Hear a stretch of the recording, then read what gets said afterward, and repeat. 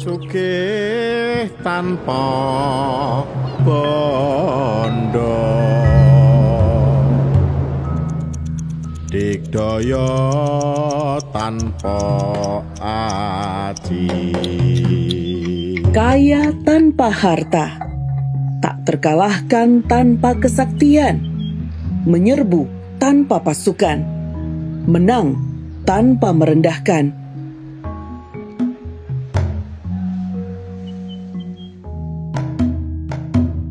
Dunia mengenal sosok Raden Ajeng Kartini, pejuang emansipasi perempuan Indonesia yang banyak memunculkan inspirasi pergerakan progresif bangsanya. Tapi, pernahkah Anda mendengar nama Raden Mas Panji Sosrokartono? Seorang pejuang kemerdekaan di bidang pendidikan, jurnalistik, dan kebudayaan. Ia adalah poliglot yang menguasai 36 bahasa. Sosro nama panggilannya. Ia adalah inisiator kemerdekaan dan kemajuan bangsa Indonesia. Sosrokartono adalah kakak kandung R.A. Kartini. Bersama sahabat kita Aminuddin Siregar dan pegiat literasi Ren Muhammad, kita akan menelusuri jejak-jejak Raden Mas Panji Sosrokartono di Belanda dan Indonesia. Sebuah perjalanan napaktilas yang membawa kita lebih dekat mengenal sosok inspirator bangsa, sang jenius dari timur. Pada tahun 1918, publik internasional dikejutkan terbitnya artikel yang dimuat The New York Herald Tribune tentang negosiasi rahasia antara Inggris, Prancis, dan Jerman. Kala itu, Eropa yang sedang dilanda perang berkepanjangan mendapatkan harapan baru saat ketiga pihak akhirnya bersepakat mengakhiri perang. Perjanjian ini dikenal dengan Armistice of 11 November 1918 atau Gencatan Senjata 11 November 1918. Negosiasi ini pula yang mendasari Perjanjian Versailles yang secara resmi menandai akhir Perang Dunia Pertama. Laporan Gencatan Senjata Perang Dunia Pertama itu ditulis Sosrokartono yang sejak tahun 1917 bekerja di surat kabar The New York Herald Tribune sebagai jurnalis perang. Sosro sang poliglot diterima bekerja sebagai koresponden perang karena piawai berbahasa dan menyunting berita. Ladang jurnalistik ini pula yang membuatnya bertemu dengan Jenderal John J. Pershing, seorang komandan perang Amerika Serikat. Pershing memberinya pangkat mayor, lengkap dengan senjata api, untuk memudahkan pekerjaan jurnalistiknya. Namun, Sosrokartono menolak pemberian senjata api itu dengan alasan kemanusiaan.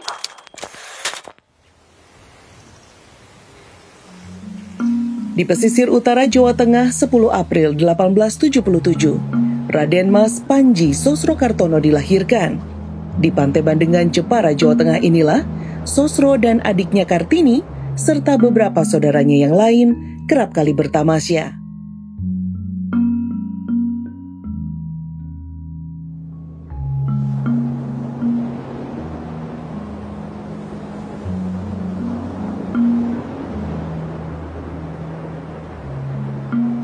Kita itu perlu belajar, merasakan bahwa sesama manusia itu rasanya sama, asalnya sama. Nah itulah kira-kira dulu yang barangkali dirasakan oleh Yang Sosro semasa kecil bersama adik-adiknya, Raden Ajeng Kartini, Raden Ajeng Kardinah di pantai ini hampir seabad yang lalu ketika mereka plesir dari kota Jepara menuju ke pantai yang indah ini. Sosrokartono yang cerdas dan bijaksana lahir dan besar di tengah lingkungan feodal keluarga Ningrat Jawa yang juga ikut membentuk jati dirinya. Di kota ukir ini, jejak sang putra bupati Raden Mas Aryo Sosrodiningrat dapat kita telusuri. Jepara berasal dari kata ujung para, sesuai letak geografisnya di semenanjung strategis yang menjadi jujukan para pedagang. Sumber lainnya menyebut kata para bisa diartikan sebagai peporo, yaitu tempat bermukimnya para pedagang dari berbagai daerah. Di kota inilah keluarga besar Sosro dan Kartini tinggal. Kami menemui Hadi Prianto, Saya Ren. Akhirnya ketemu juga. seorang pensiunan abdi negara yang banyak menuliskan catatan perjalanan Raden Ajeng Kartini dan Raden Mas Panji Sosrokartono. Oh ini Pak. Oh. Kamar pingitan ini boleh dimasuki sama saudara-saudara lagi yang laki-laki? Tidak boleh. Sama sekali ya. Tapi hubungan antara Kartini dan yang Slamet, kemudian yang Sosro itu tidak hubungan kakak beradik seperti sekarang. Ada hubungan yang kemudian secara kecelakaan yang ada Jawa yang memang memisahkan. Memisahkan. Itu kemudian ada keluarga ya. Ini keluarga. Yang Sosro tidak ada. Yang Soekarno tidak ada. Waktu itu dia sudah Belanda. tahun 1900 Pak. Iya. Berarti ini posisi fotonya di depan apa ya? Gitu. Di tahun 1975, pemerintah Republik Indonesia mendirikan Museum Kartini yang dikelola pemerintah Kabupaten Jepara. Meski menyimpan benda-benda peninggalan R.A. Kartini, museum ini hanya sedikit memunculkan jejak Sosrokartono, karena Sosro telah merantau jauh menuntut ilmu ke negeri Belanda. Banyak Sosrokartono.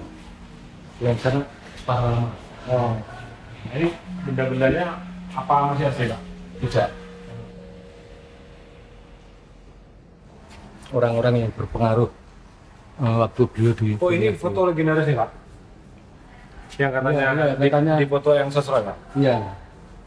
Dia tidak, itu harusnya diambil dari puncak ya. Iya. Enggak. Dulu kan tidak ada teleskop yang bisa seperti itu. Kemudian ini dari atas. Ya. Tapi beliau diyakini memiliki kemampuan ke supranatural, kemudian beliau bisa mengambil gambar itu dari lebih tinggi, nah kayak gambar ini ya. Oh ini bentuk pengobatannya waktu di Bandung Ya, begini Pak? Ruangannya? itu. Oh. Di Bandung, beliau lama tinggal di sana. Yang Sosro itu baru mulai meditasi setelah pulang dari Eropa ya? Ya setelah dari pulang dari Eropa, kemudian kan dia masih ke Lono-Broto ya.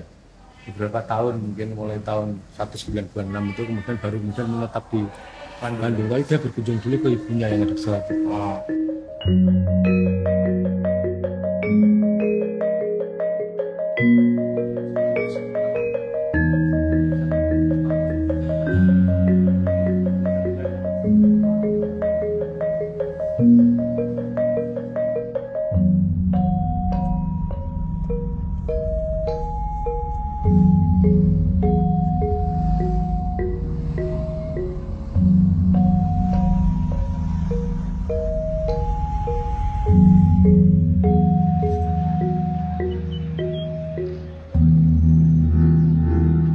Kota Leiden di selatan Belanda penuh dengan nilai-nilai sejarah. Universitas Leiden salah satunya, yang tercatat sebagai universitas swasta tertua berusia 4 abad. Kota Leiden juga menjadi saksi sejumlah peperangan dan pengambilalihan wilayah selama berabad-abad lamanya. Jalanan panjang kota Leiden terbentang dan menjadi garis batas antara kanal dan halaman gedung. Disinilah Sosrokartono muda memulai perjalanannya sebagai kaum terpelajar. Pada tahun 1901, Ratu Belanda Wilhelmina menyatakan Belanda bertanggung jawab atas kesejahteraan negara jajahannya. Sejak itu, berkembanglah kebijakan pembangunan modern yang dibuka melalui politik etis, sebuah kebijakan pemerintah Hindia Belanda yang mengatur 3 bidang: pengairan, transmigrasi, dan pendidikan. Politik etis membuat warga pribumi dapat menikmati pendidikan lebih baik. Tujuannya untuk menghemat anggaran keuangan pemerintah kolonial yang sebelumnya harus mendatangkan tenaga ahli langsung dari Belanda. Terbukanya pendidikan barat bagi masyarakat pribumi dimulai awal abad ke-20. Pada tahun 1900-an, sekurangnya 1.500 orang pribumi menuntut ilmu di sekolah-sekolah Eropa. Hasilnya, pada tahun 1928, 75.000 pelajar Indonesia berhasil menyelesaikan pendidikan dasar barat, meskipun jumlah ini masih sangat sedikit bila dibandingkan dengan populasi warga pribumi. Nah, teman-teman, kita sekarang sedang berada di Jalan Oudeves, ya, percis di depan rumah nomor 77.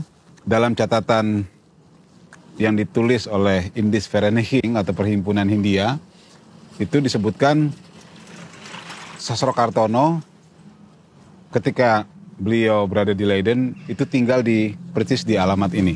Universitas Leiden tak bisa lepas dari sosok Pangeran William pertama berjuluk Pangeran Oranye atau William Sang Pendiam yang mendirikannya pada tahun 1575 sebagai hadiah perjuangan rakyat Leiden yang gigih melawan bangsa Spanyol dalam perang 80 tahun.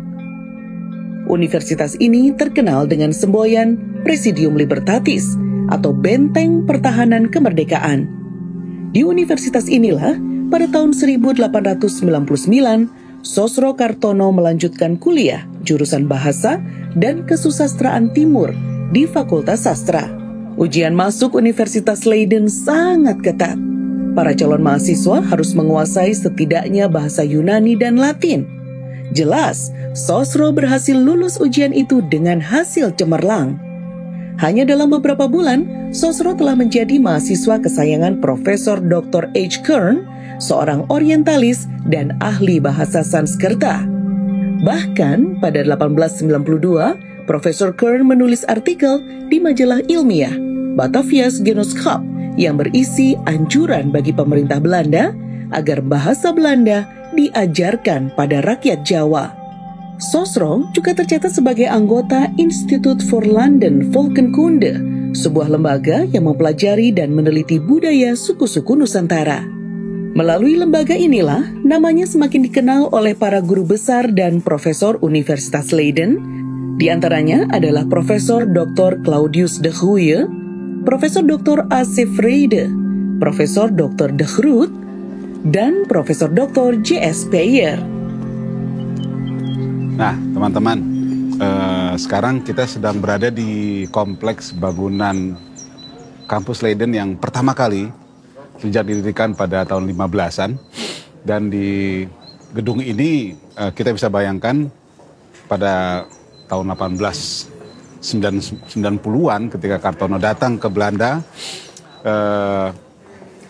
gedungnya seperti ini kira-kira. Tapi kita harus tahu juga bahwa Kartono sebenarnya pada mulanya sekolah di Politeknik di Delft, yang sekarang jadi Delft University, Technology University.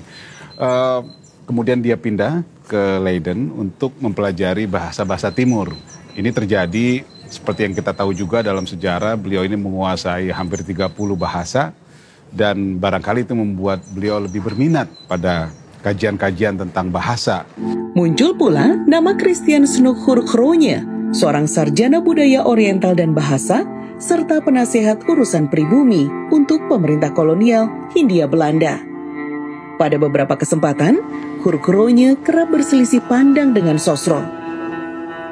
Teman-teman, sekarang kita berada di depan rumah Snoekhurkroonje, salah seorang profesor dari Universitas Leiden yang sangat terkenal. Saya kira bagi yang mengkaji sejarah tentang Perang Aceh, nama beliau sudah tidak asing lagi. Snoekhurkroonje ini pernah menjadi pembimbing Sosrokartono, dan kemudian seperti juga yang kita baca, proses pembimbingan itu tidak berjalan lancar. Banyak versi tentang alasan kenapa ini tidak berjalan dengan lancar, tapi yang jelas kemudian hubungan itu memang tidak baik, dan Sosrokartono tidak meneruskan tingkat lebih lanjut dari Dr. Andes untuk menjadi doktor. Kenapa Snoekhurkroonje menjadi Profesor Sosrokartono? Karena ada pergantian di dalam jajaran pengajar saat itu, yang semula Sosro akan dibimbing oleh Profesor Kern dan kemudian digantikan oleh Profesor Snoekhurkroonje. Ini menarik untuk diungkap karena memang versi-versi tentang hubungan mereka ini masih berselubung misteri.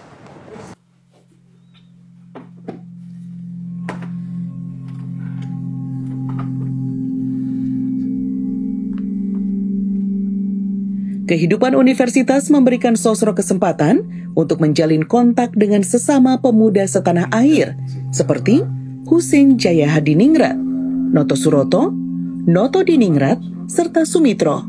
Mereka kerap kali berdiskusi dan mulai memunculkan gagasan-gagasan tentang kemajuan Hindia Belanda serta pentingnya belajar bahasa Belanda bagi masyarakat pribumi. Sosrokartono di buku ini berperan sebagai redaktur bersama Noto Suroto dan Suryo Diningrat. Kita bisa melihat bahwa beliau berada dalam lingkaran kaum pergerakan, tapi yang menarik beliau juga ada di dalam lingkaran kaum budayawan. Nah, ini majalah yang di dalamnya juga terdapat keterlibatan Sosrokartono sebagai koresponden. Majalah ini terbit di Belanda dengan bahasa Indonesia dan sebagian bahasa Belanda. Mereka ingin membuat persenyawaan bagaimana supaya terjadi bukan kompromi tapi ngeblend gitu ya istilahnya itu. Dia ngeblend, dia di satu sisi menjadi spirit zaman bagaimana menyatukan timur dan barat. Kita bisa merasakan bahwa orang Indonesia saat itu, orang Hindia Belanda itu ingin menjadi manusia yang universal, manusia global, manusia yang bergaul luas, memiliki pergaulan luas, setara dengan orang lain, dan ini sangat advance pada zamannya. Pada 15 November 1908, 179 hari setelah berdirinya Budi Utomo di Batavia, berdirilah Indische Vereniging atau Perhimpunan India. Organisasi ini diprakarsai oleh 20-an pemuda Indonesia, salah satunya Sosrokartono. Sejumlah pertemuan rutin mereka adakan membahas kehidupan para pelajar dan mahasiswa Indonesia di Belanda, termasuk menggelar seminar dan pertemuan budaya serta ilmu pengetahuan. Perjalanan membawa kami bertemu dengan Dr. Harry Apouze, seorang peneliti senior di Kitolf, Lembaga Ilmu Bahasa, Negara, dan Antropologi Kerajaan Belanda. Ilmu politik dan sosial menjadi keahliannya di Universitas Amsterdam, Belanda. Penelitiannya berfokus pada perkembangan dunia politik Indonesia sejak tahun 1900-an pada masa kolonial Belanda, pendudukan Jepang, dan Revolusi Indonesia. Kitolf berdiri sejak tahun 1851 untuk meneliti ilmu antropologi, bahasa, sosial, dan sejarah Asia Tenggara, Oseania, dan Karibia, yang semuanya adalah bekas jajahan Belanda. Perpustakaan Kitolf di Leiden, Belanda, menjadi salah satu yang terlengkap di dunia, dengan koleksi buku-buku, naskah, manuskrip, serta berbagai jenis dokumentasi lainnya. Ada museumnya ya. Ini surat Sosrokartono. Oke. Nah, ini surat Sosrokartono kepada Sunukhugronya ya, Pak. Wah, kecil sekali ini. Van de heer R. van der Meulen. Ini kartu ya, Pak. Salam Tahun Baru. Oke, kepada si Snuk. Sepulangnya dari Eropa, Sosro menemui saudarinya Kardinah dan ibunya Nyi Ngasirah di jantung kota Salatiga.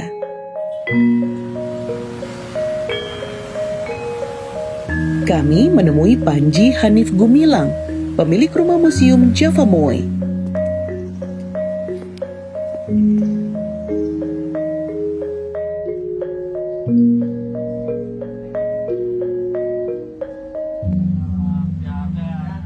Jadi ibunya Eyang Sosrokartono itu Ibu Ngasirah, itu tinggal bersama Ibu Kardinah di Salatiga. Jadi dari Eropa beliau langsung ke Salatiga untuk menemui ibunya. Kalau saya boleh memohon minta ditemenin gimana, Mas? Boleh, ayo kita ke rumah Ibu Kardinah. Terima kasih. Ya. Kami menelusuri tempat tinggal keluarga Sosro yang kabarnya terletak di Jalan Diponegoro.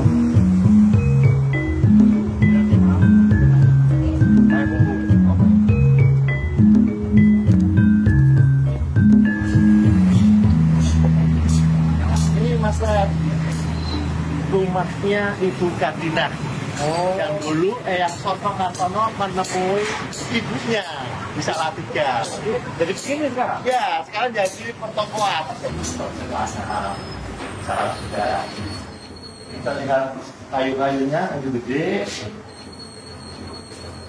Nah, disinilah Ibu Kardinah tinggal bersama ibu dari Eyang Sosrokartono. Nah, dulunya di sini bagian belakang dan taman. Sekarang sudah menjadi bangunan. Tuh. Yang saya rasakan ketika melihat rumah yang ada dalam pandangan mata saya adalah betapa bangsa kita tuh punya kecenderungan melupakan sejarahnya sendiri. Saya juga tidak tahu kenapa rumah ini bisa berubah fungsi. Rumah ini salah satu saksi sejarah, saksi bisu dari kedatangan seorang Mahaputra. Saya kira mari sama-sama kita mencermati ya sejarah kita sendiri, menelaah lagi asal-usul kita sendiri sebagai sebuah bangsa. Kalau perlakuan kita sendiri pada sebuah sejarah, pada sejarah bangsa kita sendiri seperti ini, akan menjadi sangat mengkhawatirkan untuk perkembangan bangsa Indonesia di kemudian hari.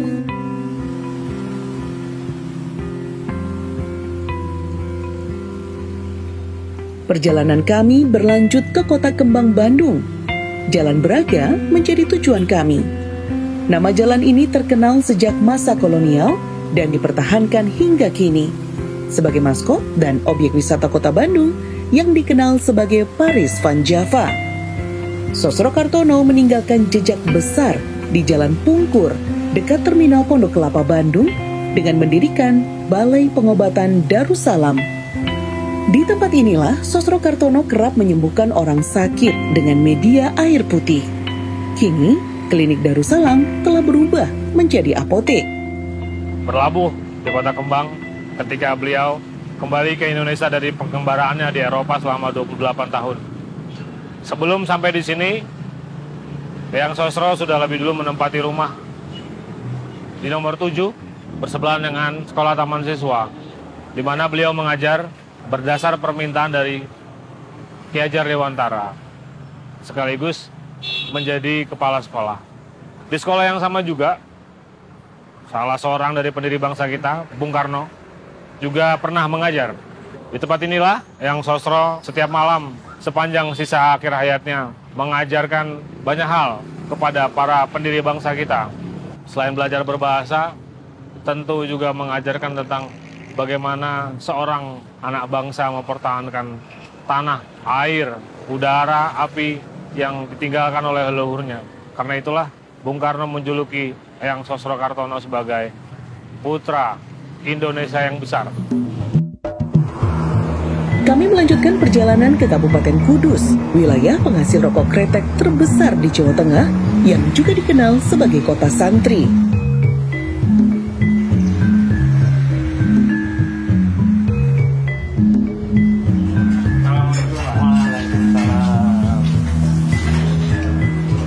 Kudus juga dikenal dengan kuliner khasnya, soto kerbau, yang menjadi simbol toleransi beragama di Nusantara. Nah, rahasianya soto ini apa?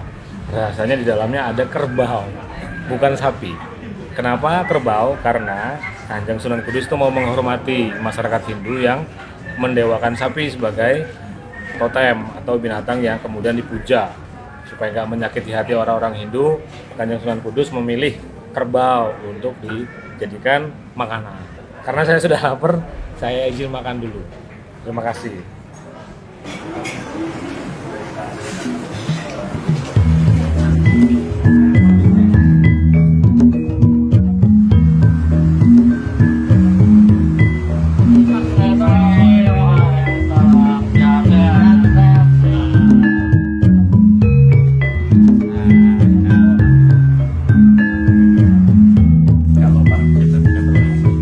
Di kota inilah perkembangan agama Islam di abad pertengahan berpusat. 3 makam wali atau sunan menjadi buktinya, yaitu Sunan Kudus, Sunan Muria, dan Sunan Kedu.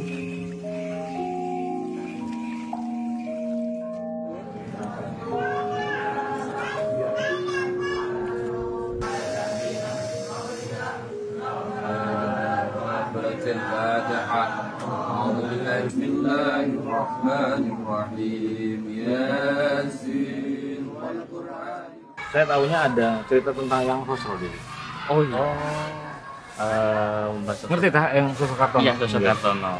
Coba menurut Mas Runcing gimana? Kenapa bisa beliau sampai di sini tuh gimana tuh?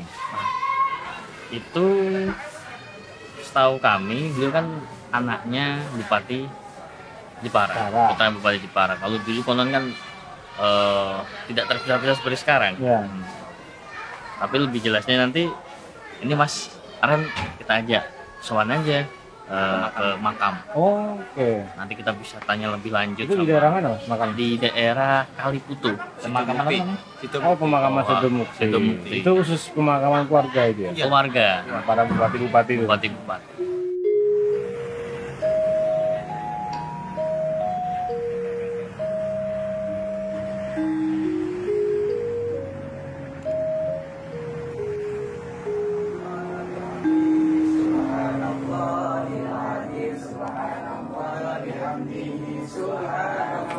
Di kota ini pula Sosro Kartono dimakamkan. Pusaranya tak pernah sepi pengunjung.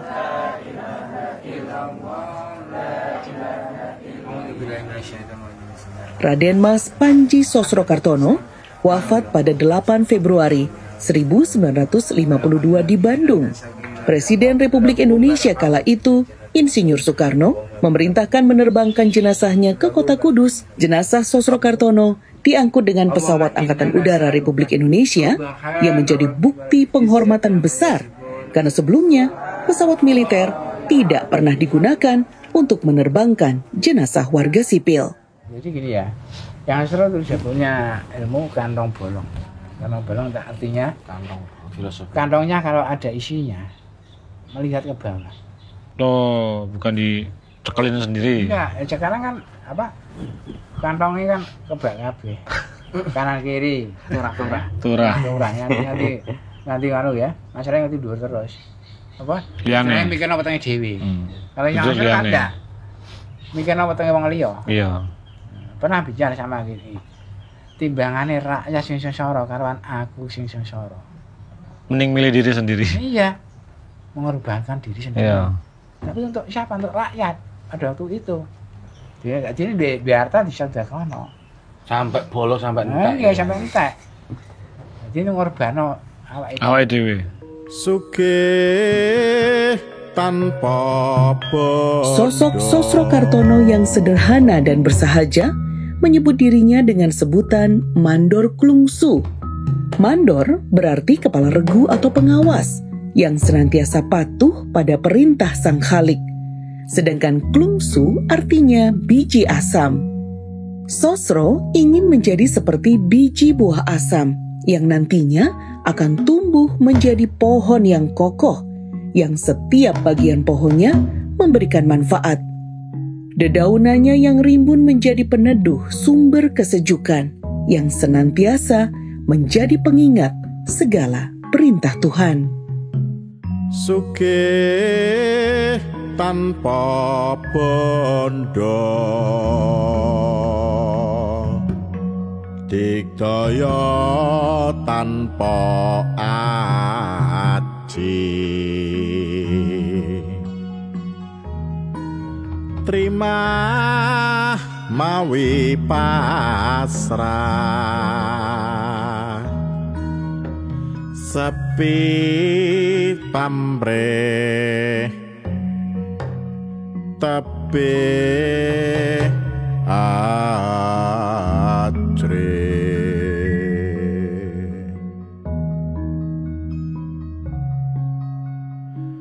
Sugih tanpa bondo,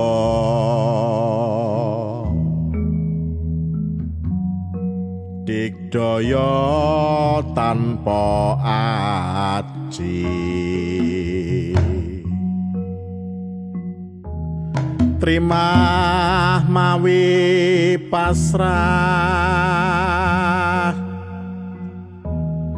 sepi pamrih tebih